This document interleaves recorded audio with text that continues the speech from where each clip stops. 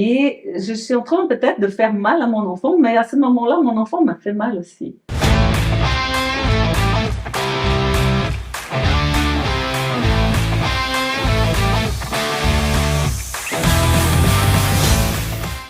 Soyez tous bienvenus au 12e épisode de la 12e saison do Parentcast, avec la collaboration du studio Vanessa Ota et Gringa Bijou. Ça, c'est un podcast sans tabou et sans Aujourd'hui, on va parler des adolescences. C'est un moment tellement attendu pour les mamans et les papas, mais aussi que ça peut être très terrifiant. Et pour ça, on a un invité très cher pour nous et une personne magnifique. Je vais la laisser se présenter. Claudia. Merci. Alors, bonjour tout le monde. Je suis Claudia Gasparotto. Je suis brésilienne. J'habite en Suisse depuis 20 ans bientôt. Et je suis chanteuse lyrique. Les gens disent, ah, mais c'est quoi chanteuse lyrique? Ouais, je chante de l'opéra c'est tout à fait un autre style que le populaire. Et je suis maman de deux merveilleuses filles adolescentes. Oh là là, on va parler de tout ça. Elles ont quel âge, juste avant que... Ils ont quel âge? Ouais, Luna Claire, elle a 16 ans et Sophia, 13 ans. Oh. Avant de commencer, on aimerait faire un petit cadeau de la part de Gringa Bijou. Oh, c'est gentil, merci. Je peux ouvrir, Oui, bien sûr. Et puis, vous pourriez trouver tous les accessoires, tous les bijoux de Gringa Bijou sur le site www.gringabijou.ch. Et à se rappeler qu'on a un coupon de rabais, alors c'est CAST20, CAST20. C'est trop joli, merci. Je me mets tout de suite, là, je peux. Mais c'est exactement mon style, mais j'adore. Vous avez bien vu les filles. Merci. Ça, c'est une caractéristique de Gringa Bijou, c'est qu'avant tout ça, elle regarde la personne qui va venir et puis elle cherche son style. C'est magnifique. C'est un peu grand, je ne sais pas si c'est pour là ou si c'est pour le... Ah non, c'est plutôt pour... Ok. C'est ici, en fait, c'est pour la cheville. Okay. La cheville. Mais c'est pas grave, je vais laisser là pour l'instant. Parce que là, j'ai de collants, ça va pas, alors je vais là. Merci les filles. Mais l'été arrive. Mais voilà, on va se bronzer à la plage. Merci Gringa Bijou. Oh, il y a même mais c'est trop chou. Oui, Sarah, elle avait toujours une petite message. Ouais. Mais c'est magnifique. Et en plus, ça sent bon. Les filles, merci, j'adore. Je vais laisser là. Oui, tu vas laisser là. Parfait, alors. Merci. Bon, alors. Voilà, Claudia. Nous, on aimerait juste que tu partages un peu avec nous. Je pense que c'est important de dire à ceux qui nous écoutent qu'en fait, on se connaît par rapport à notre association. On participe ensemble, tous nous, on participe ensemble d'une association qui s'appelle Oxytocinade. C'est comme ça qu'on te connaît. Ouais. C'est beaucoup de plaisir pour nous d'être là parce qu'on te connaît vraiment dehors, nos vies ici professionnelles. Et en fait, une fois, tu as partagé avec nous que tu as remarqué une différence dans ta vie de famille, dans ta vie avec tes filles, quand tu as commencé un peu à te s'occuper un peu mieux de toi, d'avoir ces regards un peu plus avec amour vers toi-même. Tu as vu des différences dans ta famille avec cette relation. Est-ce que tu peux partager un peu déjà les challenges et aussi qu'est-ce que tu as vu des changements, on va dire comme ça? Bien sûr. Alors, je pense qu'il faut revenir un petit peu avant l'adolescence, quand je suis arrivée en Suisse, en fait. J'avais une vie professionnelle, une vie bien établie et surtout une indépendance totale et bien sûr toute la famille au Brésil, tous les amis, la vie normale de tout le monde. Et le changement s'est passé, bien sûr, c'est en Suisse, un pays complètement différent, il y a le froid et tout, et tu n'as pas d'amis, tu n'as pas de personne, tu connais personne, tu dois apprendre la langue et tout ça, toutes les difficultés que tous les expatriés, tous les immigrants vont passer par là, voilà, on passe tous par là, avec plus ou moins de facilité. Et j'avais pas d'enfants et tout, je me suis mariée. Et puis, 1 an et quelques après mon arrivée, je tombais enceinte. Et toute la joie de ma vie, parce que c'était le but absolu d'avoir un enfant et tout. Plus même, mais d'être maman. l'horloge biologique, il était là en train de ouh, c'est le moment, vas-y. Et puis, mais quelques mois après, malheureusement, voilà, la grossesse s'est arrêtée. Et c'était le grand malheur pour moi. Bien sûr, j'avais pas ma famille, j'avais pas mes parents, ma maman. Et c'était dur, très dur. Et après, tu entends des choses. Ah, c'est pas grave. Et moi, c'est si grave. C'est extrêmement grave. Peut-être pour certains, oh, mais ça arrive à tout le monde et tout. Mais non, j'avais plein d'espoir. J'avais déjà choisi le prénom et tout. Et voilà. Et on arrive là, dès le cœur s'est arrêté, et tout. Malheur et tout. Passant cette étape, quand tout est revenu sur place, bien placé, tout le monde, je retombe enceinte et là, c'était de ma première fille et tout s'est bien marché, etc. Parenthèse, je me suis mis entre parenthèses complètement pour être maman.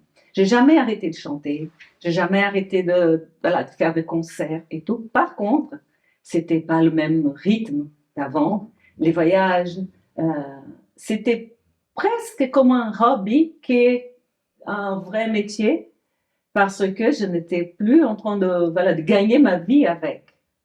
Et ça travaillait quand même en moi. Je voulais bien être maman, je voulais bien qu'il soit moi qui va m'occuper de mes enfants.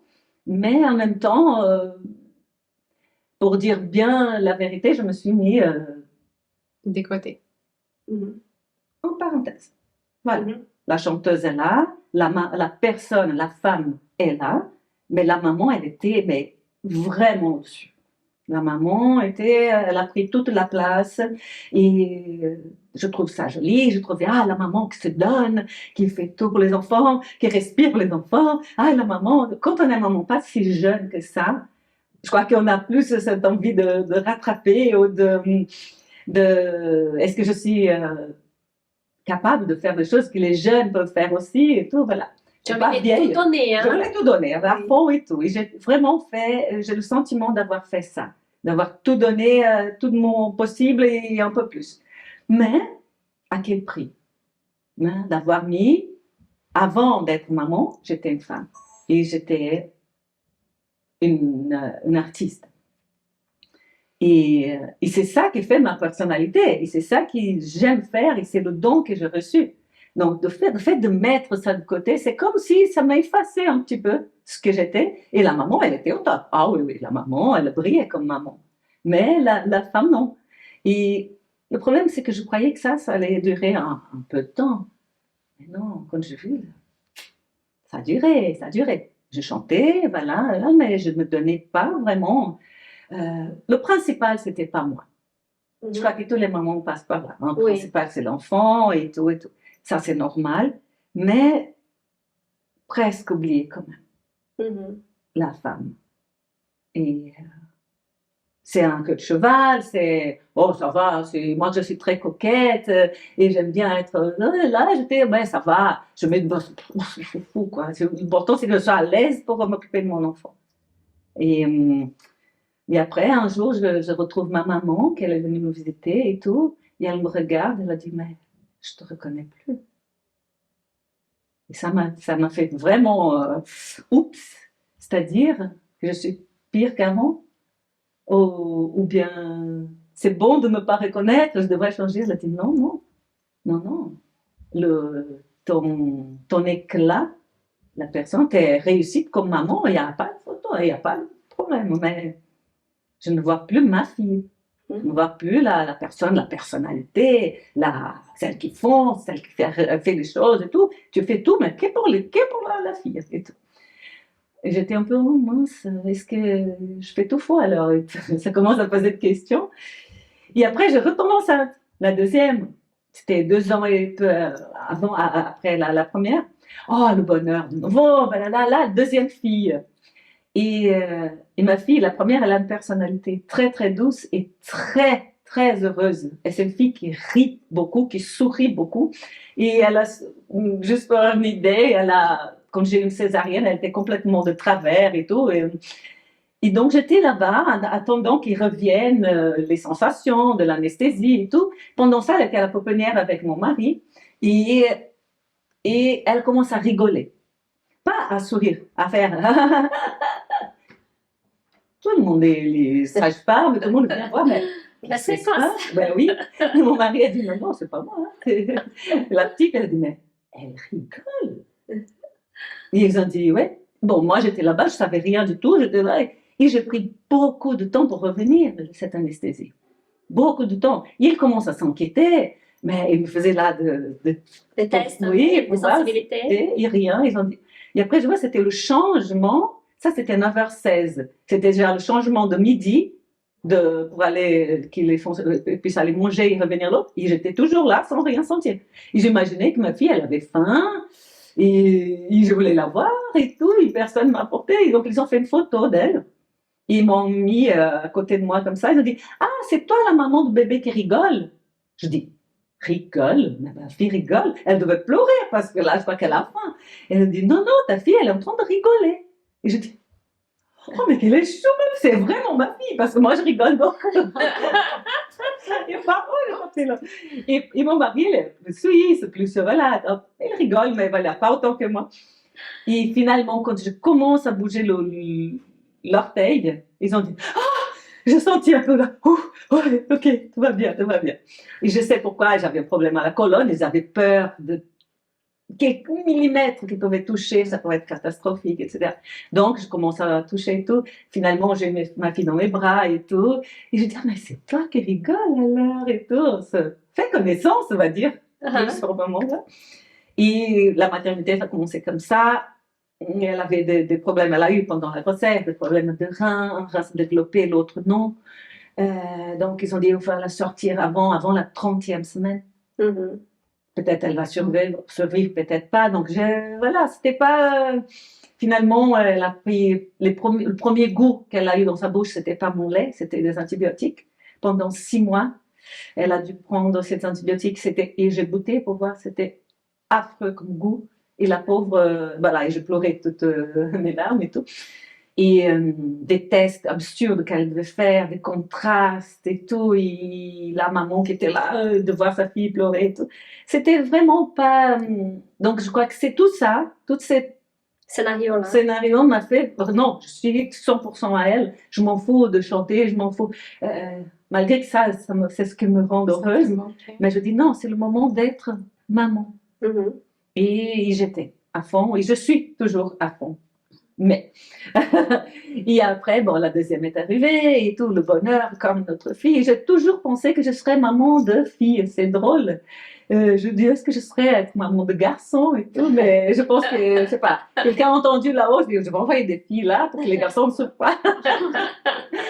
Donc, 2 filles, maintenant, 16 et 13.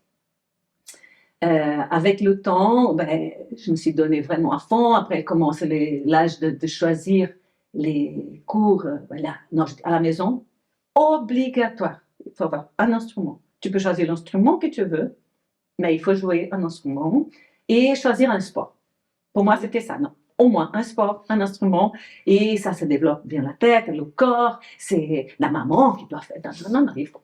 Donc, elles ont choisi le violon. Je suis très contente, parce que ça joue à la maison et tout. C'est, voilà, pour être membre de ma famille, il faut être dans la musique. Savoir jouer, ou bien aimer. La première chose, c'était pas maman, c'est la la la la la la la. Et aujourd'hui, bon, elle chante super juste, elle chante bien, elle joue un instrument, ils ont participé déjà à un orchestre, jeunes et tout, et ça se passe super bien et tout. Et moi, je chantais, même quand elles étaient dans mon ventre, donc elles ont entendu ça. J'ai fait un concert, j'avais un ventre comme ça. Et donc, elles ont reçu tout ça depuis toujours. On sait hein, qu'ils ressentent tout. C'est maman est triste, elle ressent. Oui. Et voilà. Mais, à un moment donné, ça commence à avancer, justement, l'âge. Maintenant, elles sont un peu plus capables de faire certaines choses toutes seules. Et elles sont un peu plus responsables, on va dire, et plus autonomes. Et je dis, mais il faut quand même que je commence à dire oui aux appels pour chanter. J'ai reçu des invitations pour chanter en Belgique, pour chanter en Pologne, pour chanter aux États-Unis, voilà. Et je disais, non, c'est pas le moment, parce que qui va s'occuper de mes enfants? Mais qui? Je vais les laisser avec qui? Je ne veux pas voyager avec les enfants et tout, il faut être concentré, surtout en répertoire voilà, très stricte et tout. Et finalement, je dis, mais là, ça commence à être le moment. Ils sont absolument, j'avais pas la famille pour me soutenir, pour rester avec. Et la famille suisse, eh ben, ils sont plus âgés, je voulais pas non plus. Donc, c'était moi ou moi, n'est-ce pas? Mon mari va travailler toute la journée et tout. C'était, j'avais pas trop le choix. Ah, mais il y avait le maman du jour et tout, et le cœur, je sais pas, voilà. J'ai gardé ces trucs d'être la poule, mais vraiment.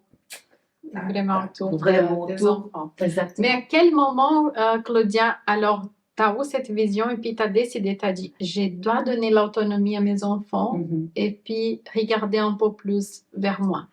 Bon, c'était déjà quand j'ai vu qu'elles étaient capables vraiment de faire certaines choses et tout. Mais un déclic que j'ai eu, vraiment, c'est une des réunions d'oxytocine, nous sommes allés, c'est le café, et on va passer une matinée ensemble, de 9 à 11 heures à peu près. Et toujours, après, certains restent pour manger ensemble et tout. Et moi, je restais jamais. Alors, il faut que je fonce parce que ma fille va arriver pour manger à midi et tout. Et un jour, Geisa, elle m'a dit, ah oui, c'est vrai, mais quel âge juste ta fille? Et elle a pensé que j'allais dire 5 ans, 6 ans, 7 ans. Je dis, elle a 11 ans. Elle a dit, ah, mais t'as pensé peut-être laisser quelque chose déjà prêt pour elle, le repas, qu'elle puisse juste chauffer ou manger un sandwich. C'est une fois par mois. Un sandwich, elle peut manger et tu n'es pas à la maison. Moi, je dis, elle va arriver, je ne suis pas à la maison, comme si c'était, oh, quelle horreur. Catastrophe. Catastrophe. Ouais. Et après, je dis, tu sais quoi, je veux faire cet effort et je vais essayer. Et c'est ce que je fais. Je discutais avant, bien entendu. Je dis, chérie, tu vas arriver. Maman ne sera pas là. Donc, tu vas prendre la clé. C'est toi qui vas ouvrir la porte. Tu es toute seule. Maman ne sera pas là pour que tu me sautes dans mes bras. C'est comme on fait toujours. Et parce que maman a quelque chose à faire. Les autres jours, oui, je serai toujours là. Mais ce jour-là en question, j'irai et je vais rentrer un peu plus tard. D'accord? Je vais laisser prête. Maman, je dis oui. Je vais laisser prêt là, ton repas et tu vas manger toute seule comme une grande. Tu peux m'appeler, tu peux faire des photos, tu fais ce que tu veux. D'accord. Bien. J'étais là-bas avec les filles, mais le cœur était un petit peu comme... Les cœurs restent à la maison, hein? Oui, tu peux te dire, la pensée et tout. Bon, après je rentre, elle est allée à l'école nouveau, elle est rentrée et tout, et j'étais là, cette fois-ci j'étais là pour elle et tout, et je rentre et je dis, alors comment c'est passé? Maman, j'ai tout mangé, j'ai bien fermé la porte et tout. Et là, je dis, ouais, ça s'est passé, mais vraiment comme une lettre à la poste, me dire facilement, sans drame, sans pleurs, sans rien de mal. Tout simplement, je lui ai donné la confiance, je fais confiance que ça allait, ça va, même si maman n'est pas là de temps en temps. Ça peut aller aussi. Et à partir de ça, elle commençait, maman, ta oxytocine, quand? Je dis, tu t'occupes pas, hein? Elle a commencé. Ça, c'est la petite. Hein. La grande, elle a rentré plus à manger à ce moment-là. Par contre, peu avant ça, ce truc que ma maman m'a dit, je te reconnais plus et tout, ça restait. Bon, j'ai eu un problème aussi de soucis de santé et je devais prendre des médicaments et tout. Ça m'a fait un peu gonfler. Vraiment, c'était pas moi. Et moi, j'étais athlète, je fais sport de compétition, j'étais toujours bien dans ma peau, on va dire. Et là, je me sentais absolument pas bien, pas bien. Donc, je dis, puisque déjà, je me sentais pas belle, j'étais bien à 10 kilos de plus. Et je me disais, mais moi non plus, je me retrouve pas dans la glace. Hein. Moi, c'est pas que ma maman, elle parlait pas physique, mais moi, j'étais physique, déjà... Tout a complètement changé, la vie d'avant, la vie d'après et tout. Mais c'était mon choix. J'assume 100%. C'est mon choix de venir, c'est mon choix d'avoir des enfants et de me dédier complètement à ça. Je ne peux pas dire que c'est « Ah, j'étais obligée ». Non. C'était un choix. Et pour certaines choses, pour elles, je pense qu'elles sont reconnaissantes que j'ai fait ça. Mais quand elles voyaient que la maman n'était pas si heureuse que ça, avec soi-même, déjà, je n'étais plus heureuse. Je chantais moins. Et elle sentait ça. Mais elle n'exprimait pas. peut-être dans leur tête, hein, c'est une phase, bien, c'est comme ça, les adultes. On n'arrive même pas à comprendre, comme tu as dit, ils n'arrivent même pas à vraiment comprendre.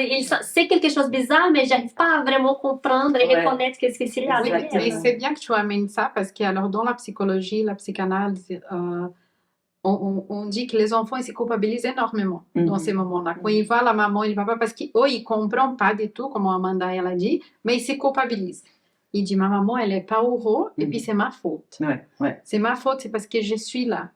Donc ça c'est important quand on sort de cet rôle de maman un tout petit peu et on se regarde parce que c'est très compliqué parce que les mamans ils se culpabilisent. C'est comme toi la première fois que tu as laissé à manger prête pour elle, mais tu étais avec nous, mais par contre ton cœur il était à la maison et puis il était très lourd. Oh, mais je suis là et puis elle est là en train de manger toute seule. Mais l'enfant, quand il voit la maman qu'elle est bien et puis qu'elle est heureuse, même s'il doit manger un midi pendant tout le mois toute seule, il est content. Parce qu'il dit, ma maman, elle est heureuse, je suis heureuse. Mais si la maman, elle est triste tous les jours à la maison à donner à ses enfants, alors il se culpabilise. Elle est triste parce qu'elle est là pour moi. Il y a un épisode vraiment que ça, je ne peux pas oublier. J'étais en cuisine, j'adore cuisiner et je préparais des bons petits plats pour les filles et tout. Et depuis ma cuisine, je voyais au salon, il y avait ma fille qu'elle regardait un album de photos. Il y avait des photos de quand je suis arrivée en Suisse, il y avait des photos de moi avec papa et tout, toute jeune, j'étais pas maman encore, toute jolie. Et elle regardait la photo et elle me regardait. Elle regardait la photo et elle regardait la maman d'aujourd'hui.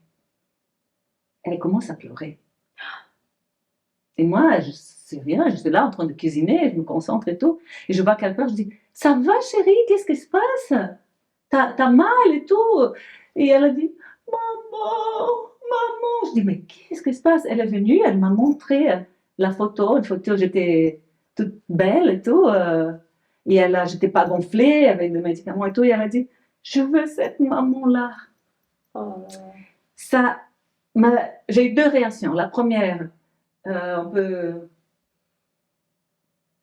vraiment, je suis pas bien parce que la différence, elle était quand même grande.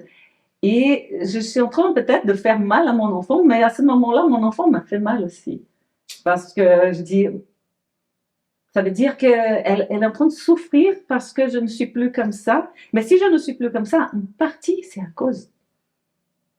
Je ne veux pas dire, mais je peux me dire, je suis comme ça à cause de toi, hein, parce que j'ai une grossesse difficile, parce que... Mais bien sûr que maman responsable, je ne veux pas mettre ce poids sur le dos d'une petite fille. Mais je réalisais que pour elle mais tu étais ça, maman.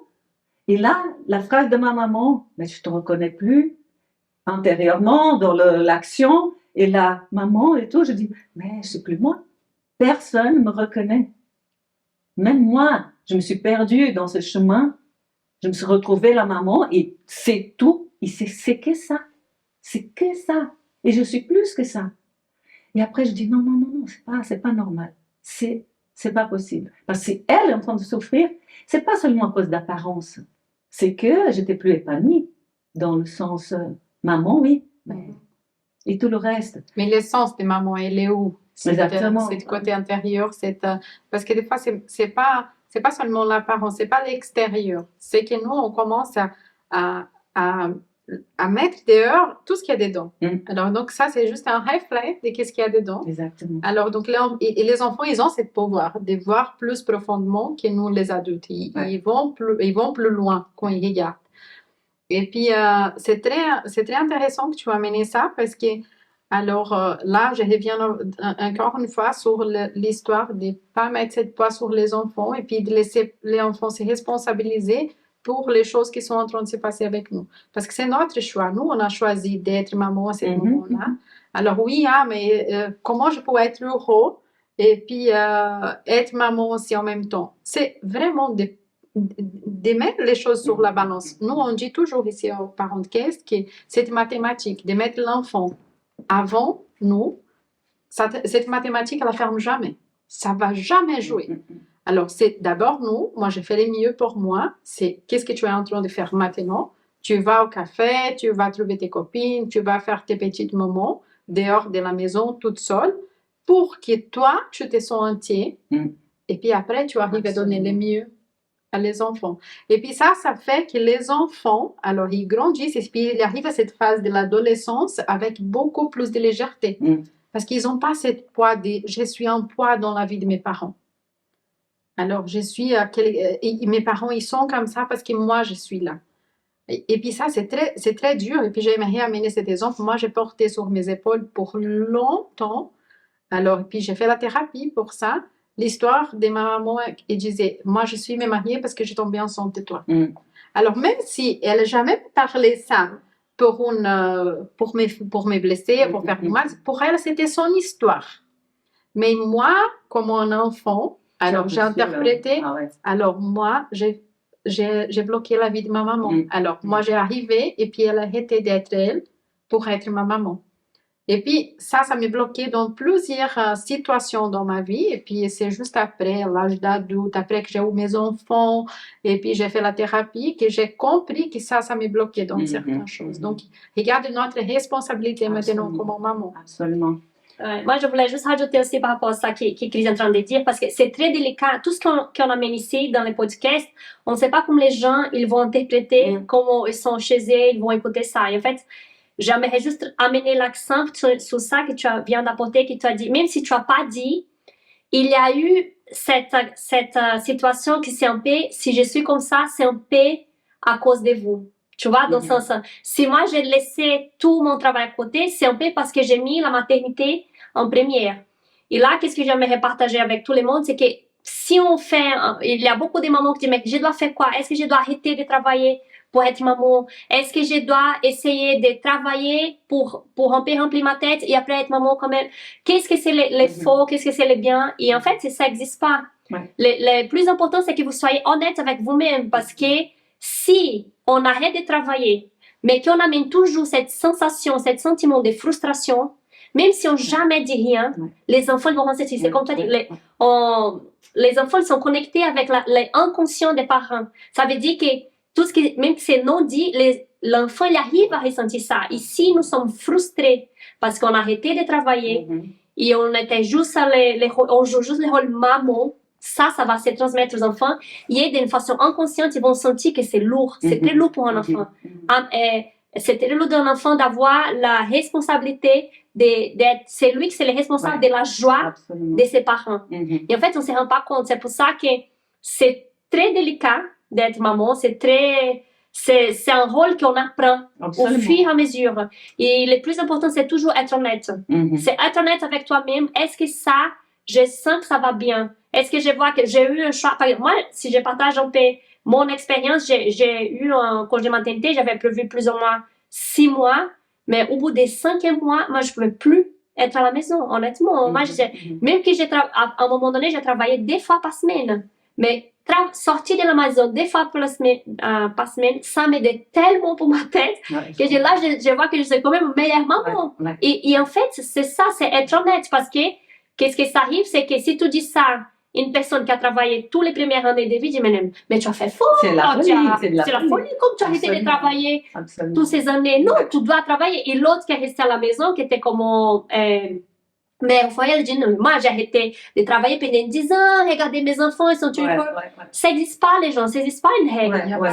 Non, il n'y a pas de recette. Il n'y a pas de recette. Moi, je peux aimer une chose, toi, Joanna. Et je vois la différence de la maman que j'étais de petit enfant et la maman d'adolescent. Mais ça change. Mais c'est un saut. Et tu as appris à être maman de petit. C'est le premier pas. Comment je fais ça? Même, je vais casser ce petit bout de truc. Et maintenant, ma fille, elle a presque ma taille. N'est-ce pas? C'est une fille qui partage des choses d'adolescente aujourd'hui. C'est plus la maman. C'est comme une amie. C'est la maman, oui, le respect, tout ça, il n'y a pas de photo, mais c'est vraiment, je suis en train d'apprendre maintenant à être maman d'adolescent, que c'est un changement. Sinon, l'apprentissage ne finit jamais dans la maternité.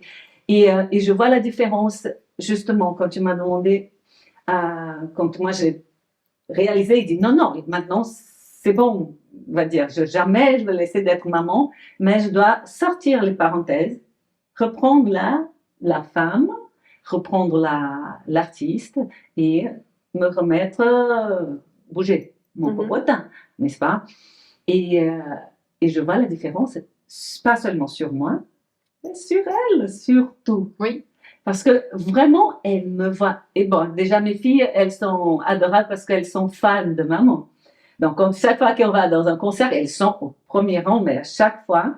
Et je vois leur tête, un peu d'admiration et tout. Et quand les enfants disent, waouh, ta maman, waouh, comme elle chante fort, waouh, ta maman, quelle voix, ou de genre, elles sont fières. Tu vois, elles sont fières parce que j'étais la maman poule aussi, parce qu'elles auraient bien profité de tout ça. Mais elles sont fières de ce que j'étais avant et tout. Ma maman est chanteuse, ma maman, donc je vois ça et je dis non, il ne faut pas que j'enterre cette maman-là, n'est-ce pas? Parce que c'est ça, elles sont fières aussi. Et je pense qu'elles sont bien, peut-être plus heureuses à partir de ce moment où je dis ok, je me retrouve, je ne laisse pas d'être maman, mais je me retrouve. Et je commençais à laisser faire des choses, pas faire tout, les coiffer, les laver, non, en fait. Choisissez vos habits, vous pouvez aller, tu veux aller, vas-y seule. Tu sais, ma fille commence à prendre le bus de temps en temps. Je dis, what? Au Brésil, on dirait 16 ans, qu'est-ce qu'on a déjà fait, quoi. Oui. Mais ici, j'étais un peu et tout. Mais non, et je me sens bien, je ne suis pas culpabilisée, et ça, c'est un poids qui s'enlève. Parce qu'avant, je dis, si je laisse après, si se passe quelque chose, tout le monde, tout le temps, il y a du risque. Chez nous, de tomber l'escalier à la maison et tout. Mais non, je ne veux pas les mettre dans un truc vert, comme le petit prince qui a mis sa fleur et tout. Oui. Non, elles doivent vivre. Et moi aussi. Oui. Il y a un psychologue que je ne vais pas me rappeler le nom de lui maintenant, mais si quelqu'un se rappelle après, pour mettre sur les commentaires, ou après si on trouve, on le met là. Alors, il dit que la maman parfaite, c'est celui-là qui allait apprendre à être dispensable pour ses enfants. Alors, ça veut dire, les enfants, un jour, maman, je viens vers toi parce que je t'aime, mais pas parce que j'ai besoin. Ça, c'est la maman parfaite. Ça change vraiment. Et ça change énormément notre vue parce que, alors, les enfants, c'est ça. En fait, les enfants, c'est pas pour nous. Alors, c'est vrai que quand on voit ces bouts de choses, ces petits bouts de gens-là, et puis tout chou, et puis qui maman, et ça, on a aimé regarder, éterniser cette maman-là, il est laissé là. Mais c'est pas pour nous. Ils sont faits pour la vie. Comment nous aussi, on était enfants un jour, et puis on est parti pour la vie. Et puis, ça fait partie de la nature humaine. Et puis, et l'adolescence, là, j'ai amené un peu neurologique, puis Amanda, elle a pu complémenter aussi. Alors, c'est vraiment, c'est ce moment-là où les enfants, alors, s'ils ont une enfance qui a été équilibrée, toujours on va avoir des disputes, toujours on va avoir des bagarres, il va y avoir des moments qui ça va être bon, des autres qui ça va être... Parce que c'est comme ça, l'éducation de l'enfant, c'est toujours comme ça va jamais... C'est pas linéaire, jamais ça va être comme ça. Mais voilà, si on a une famille qui est stable, on va dire, et puis une maman qui va prendre soin d'elle, un papa qui aussi prend soin de lui, et l'enfant, il voit tout ce scénario-là, qui même s'il y a des problèmes, mais tout le monde, il prend soin de leur-même. Quand il arrive à l'adolescence, que c'est ce moment-là où la pinéale, elle est complètement ouverte à ce moment, et c'est le moment qu'elle va s'enfermer. Alors, et c'est à ce moment-là que ça se passe la confusion pour les adolescents, qui on ne sait pas qu'est-ce qu'on est. Alors, mais j'aime les garçons, j'aime les filles. Alors, j'aimerais avoir une relation avec un garçon, avec une fille. Alors, moi, je suis contente dans ce monde, je veux partir. Mes parents, ils m'aiment, les mêmes. Et toutes ces confusions des adolescents qui ont dit c'est les hormones, c'est quand la pinéale, elle s'enferme. Et puis là, ils ont toute cette indécision dans la vie. C'est comme s'ils disent je suis de ce monde ou je dois partir d'ici. Je ne fais pas partie d'ici. Mais si l'enfant, il est venu d'une enfance qui a été vraiment stable, quand il arrive à ce moment-là, il gère mieux les choses. Et puis, c'est très rare que cet enfant il va être addict de quelque chose ou qu'il va faire une dépression, que c'est une chose qui s'arrive énormément à ce moment-là. C'est énorme, ce moment. C'est une chose qui c'est important de dire. Surtout en Suisse, on voit de plus en plus des adolescents qui sont en dépression. Quand ils arrivent à l'âge de 13, 14 ans, et la dépression vraiment sévère, c'est pas quelque chose... Ouais. Non, c'est une réalité. Et puis les suicides et tout ça. Et puis, donc, il faut vraiment, mais pour avoir une enfance instable, comment je peux faire? C'est me soigner moi. Ouais. J'ai fait pour moi d'abord, et puis automatiquement, je vais réussir à faire pour ses enfants. Donc, si on peut donner une formule, c'est ça. C'est prendre soin de vous, et puis après, on fait pour ses enfants. Sinon, ça ne va jamais marcher. C'est la mathématique que j'ai dit, il ne faut pas mettre l'enfant d'avant. Alors, il y a une hiérarchie dans une famille. Alors, d'abord, c'est nous, après, c'est les couples, et puis après, viennent les enfants, puis il faut mettre les choses en place. Quelle histoire de masculin. Mais la masse d'abord. Moi, je trouve important que tu as parlé un peu en touche au niveau neurologique, parce qu'en fait, si on pense, moi, j'aime bien comme ça, qu'est-ce qu'on veut pour nos enfants? Si on pense, quand il sera adulte, j'aimerais quoi? Qu'il soit indépendant, qu'il soit autonome, qu'il y ait une bonne estime de soi, qu'il ait confiance en lui-même. C'est ça qu'on aimerait en tant que maman. Bien sûr. Mais si on n'aide pas qu'il y ait un bon développement au niveau neurologique, parce que c'est ça, c'est tout. En fait, si on sommes tout le temps en train de crier avec un enfant, si on sommes tout le temps avec la bagarre, on comprend bien qu'il y a des hauts et bas. La vie, c'est comme des vagues. Il y a des moments que nous sommes un peu énervés, qu'on a plus de difficultés de gérer nos émotions, mais l'enfant, il doit savoir qu'est-ce qu'il peut attendre de ses parents. Il doit savoir, comme tu as dit, une stabilité, c'est quoi? Bien sûr, il y a des moments difficiles, mais je sais que je peux compter sur mes parents. Je sais que mes émotions, ils sont vus, ils sont accueillis par mes parents. Mais si nous, on fait jamais ces exercices d'accueillir nos propres émotions, comme on dit tout à l'heure, d'être honnête avec nous-mêmes. Pour moi, je peux plus. Moi, je suis épuisée. J'atteins mes limites. Si on ne sont pas honnêtes avec nous, comment on peut avoir cette porte d'ouverture, ces chemins d'ouverture, des communications avec nos enfants, avec nos ados, que ça va permettre qu'il y ait un bon développement, même au niveau cérébral. Et en fait, c'est ça notre travail aussi, on sent, c'est vraiment, on doit mettre l'accent sur la santé mentale. Autrement, on ne ferait pas ça là aujourd'hui.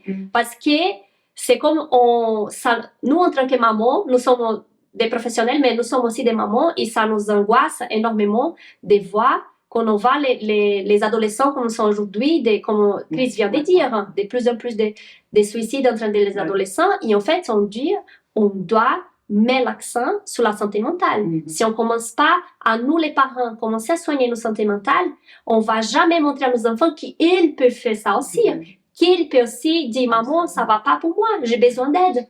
Quel est le problème qu'on a avec les ados aujourd'hui? Moi, je travaille aux urgences. Combien de fois on a les ados qui arrivent avec des crises d'angoisse?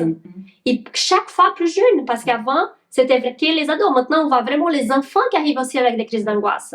Et ça, pour moi, en tant que pédiatre, c'est un drapeau rouge.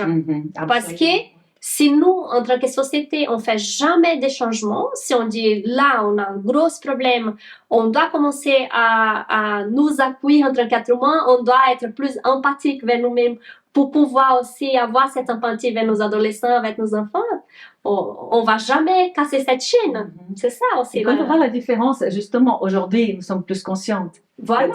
On parle plus de tout ça. À notre époque, à mon époque, je suis plus âgée que vous, mais à mon époque d'enfance, mais personne parlait de santé mentale de l'enfant et tout. On tapait les enfants et c'était naturel. C'était normal. C'est pas parce que ma maman, elle était une carasse, elle était un bourreau d'enfant. Non, tous les parents faisaient ça. C'était leur façon d'éduquer. Et c'est, on va dire, aujourd'hui, jamais de ma vie, j'étais bien tapée, malgré que j'étais bien sage. Mais j'étais vraiment tapée. Ma maman avec quatre gosses et faisait tout, qui n'a pas pu continuer sa carrière aussi et tout. C'était à un moment donné pas taper, mais vraiment, c'était pas avec la main. Aujourd'hui, je pense que ça me fait plus mal parce que je comprends le scénario de l'époque. Je comprends qu'elle aussi, elle était tapée, mais à fond, mais avec plein de choses. Je comprends tout ça et j'arrive, mais certaines personnes, non, elles gardent ces problèmes toute la vie et ils n'arrivent pas à faire sortir. Et ça, c'est un malheur horrible. Heureusement, j'ai réussi avec mes frères et sœurs aussi de dire, oh maman, elle, c'est comme si elle avait passé par un voile d'oubli. ma maman, elle nous sera. Parce qu'elle ne peut pas protection. concevoir taper un enfant. C'est une protection. Je pense que si. inconsciente, oui. Parce qu'on dit, maman, t'es sérieuse là? Tu crois que tu ne tapais pas? Mais je ne tapais pas. On dit, non. Mais c'était avec la ceinture. C'était, on rentrait à la douche après, oh, ça faisait mal à la peau, ça me brûlait carrément. C'était vraiment, aujourd'hui, tu serais en prison, maman, désolée de te dire. Mais, et moi, je ne pouvais absolument pas concevoir taper, toucher à mes enfants, n'est-ce pas? Mais les besoins. Parfois, c'est pour un petit mérite, mais non, jamais, c'est pas par là que ça se passe. Mais cette conscience, nous avons aujourd'hui. Ils n'avaient pas. Donc, je ne veux pas les juger, c'était comme ça. Par contre, nos enfants, comme tu as dit, de l'adolescence, c'est parti d'angoisse et tout, c'est le changement, mon changement de tout, de vie. Je ne suis pas un enfant, je ne suis pas un adulte, je suis entre deux. Et mon corps est en train de changer, surtout les filles là qu'on voit. Maman, mais là, la première, elle a ses règles déjà, elle a 16 ans. Celle de 13, elle n'a toujours pas. Elle est très mince et elle a pas encore ses règles. Mais je crois que ça va arriver, comment ça va. Petit peu de sein et tout, mais elle veut pas parler de ça, elle est plus comme ça. Et la première, je dis, quand elle a eu ses règles, pour moi, c'est vraiment le passage, je crois que au Brésil, on dit comme ça, c'est un passage de l'adolescence, de l'enfance à une phase, maintenant, tu es une jeune fille, et c'est un changement. Donc, je dis à mon mari, tu vas l'acheter un bouquet de fleurs, c'est important.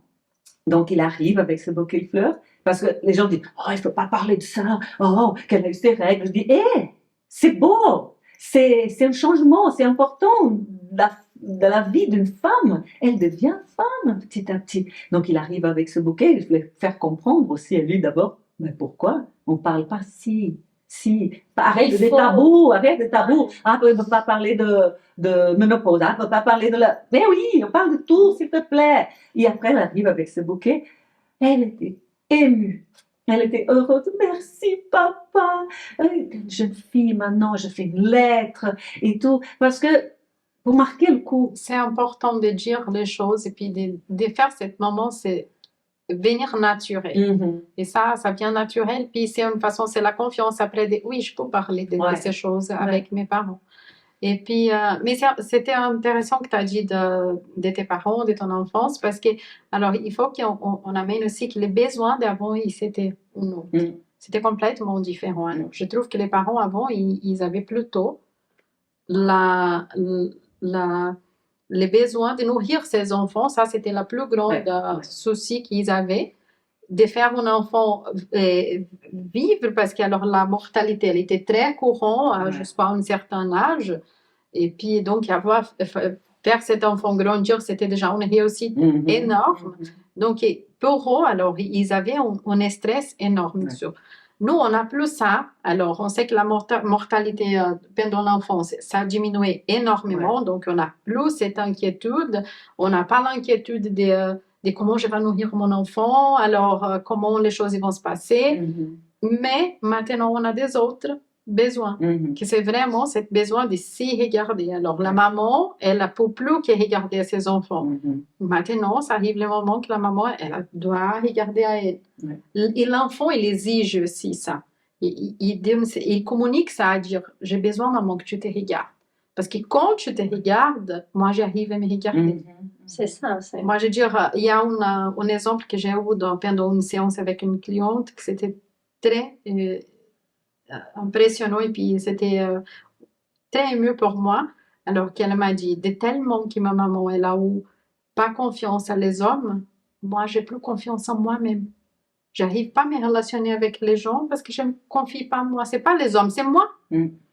Donc, pour voir comment on passe les choses à les enfants. Donc, c'est très important qu'on arrive à regarder. Alors, le passé, oui, j'ai vécu de certaines choses que c'était pas sympa, c'était pas juste, oui, on va dire, c'est pas juste comme avec moi, c'est pas juste qu'on frappe un enfant. C'est pas bien. Mais alors, on prend les mieux de nos parents et puis on améliore un peu plus cette recette ici. On donne à nos enfants et puis comme ça, ils vont faire mieux. Parce que si on répète toujours, on ne va jamais casser cette chaîne qui est vraiment Exactement. Et je pense aussi, maintenant, c'est comme on dit, maintenant, l'ignorance, c'est un choix. Maintenant, 20e siècle.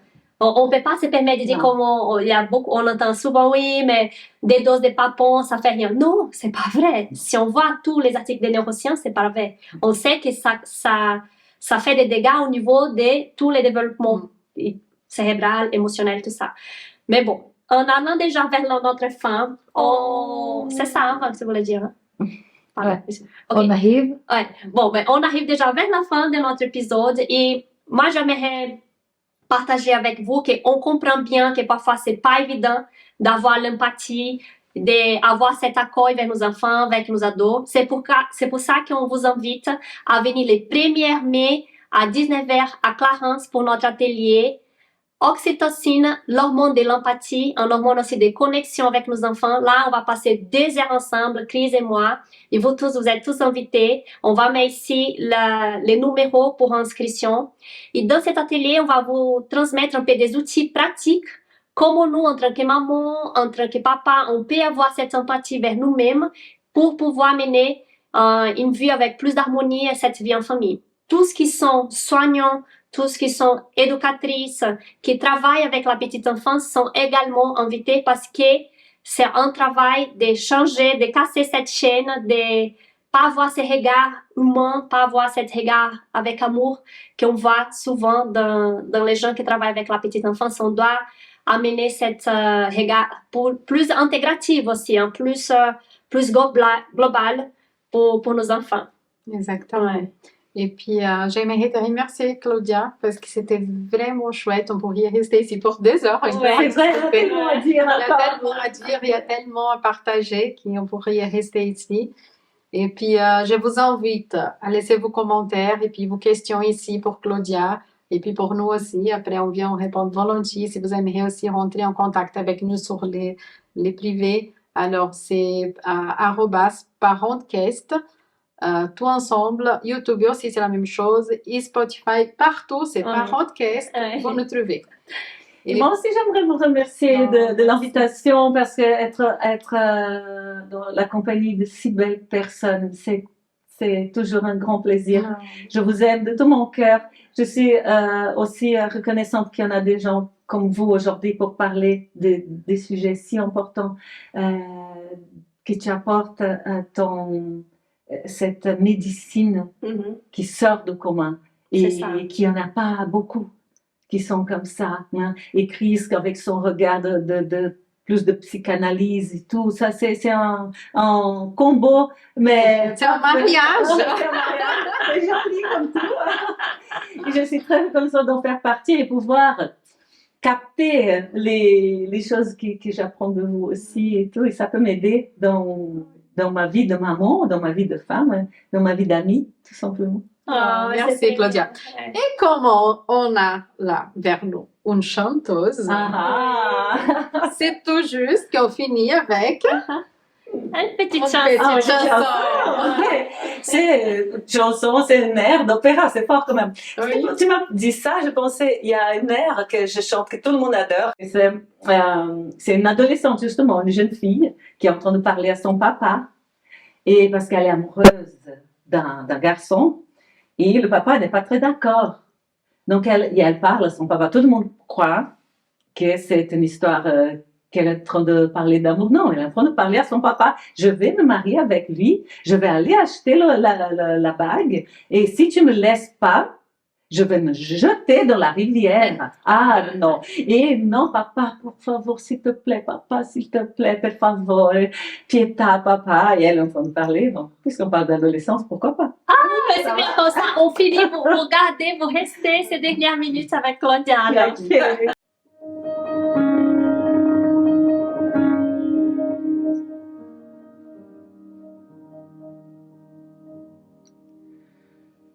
Oh mio bambino caro, mi piace bene e bello, vuol dare in porta rosa a comperare l'anello. Sì, ci voglio andare. E se l'ama sei d'orno, andrò far ponte vecchio, ma per montarmi in arno, mi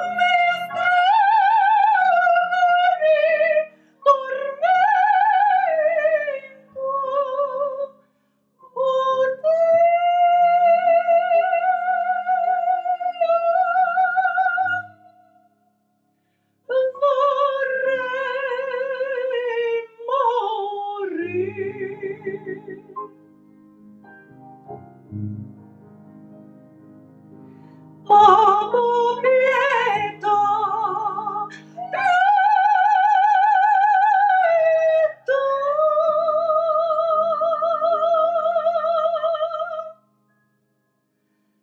Amo quieto, quieto.